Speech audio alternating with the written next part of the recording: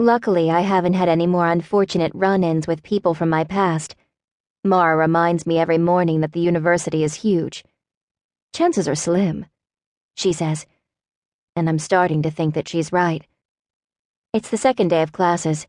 So far, I like all of my professors, and the course material seems mildly interesting. I'm even considering applying for a position as an office assistant in the English department. This, I realize with vague surprise, is what it feels like to settle in to begin believing that life can be okay again.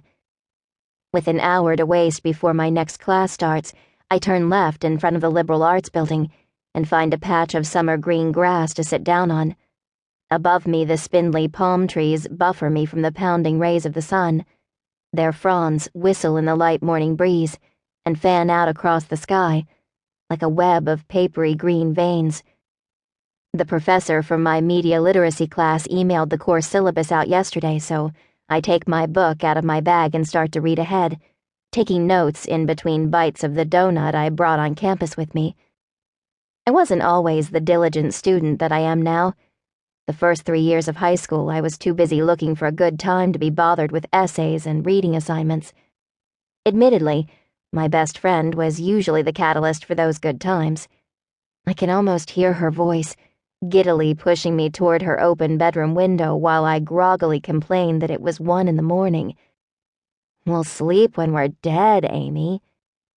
Shuddering, I remind myself that I've spent the last year cultivating a new persona, and this version of Aimee Spencer doesn't attract attention.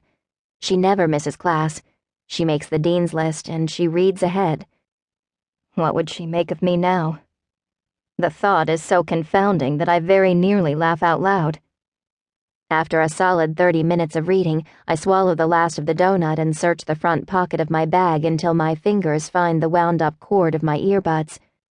I jam them into my ears and scroll through my library until I found what I'm looking for, a mellow indie band that I discovered in Portland. I lean back until the musky smell of earth fills my nostrils and tiny blades of brittle grass tickle the skin of my shoulders. With the music in my head and my hair pressed out all around me, I follow the twisting pattern of sunbursts darting between the lacy palm fronds. I look until the spanning brightness turns the world hazy white and stings the back of my eyes, and I'm forced to close them.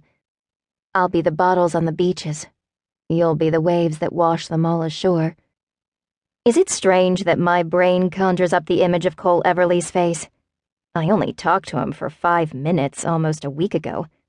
But like some swoony 13-year-old, I can't stop thinking about him.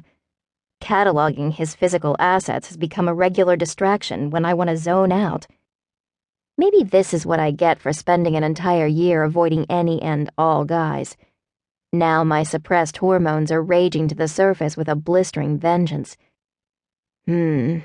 Cole. It's definitely those eyes. Sure, the rest of him is gorgeous, but I've never seen eyes like that. Green and gold, all at once. They blink from his face like 2 star-bright forest moons, and I remember that his nose has a very slight bump in it that somehow makes his face even better, more interesting.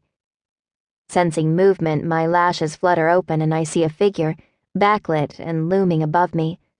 Drenched in equal parts light and shadow, it takes a few seconds for the lines of his body to solidify and for the angles of his face to come into focus.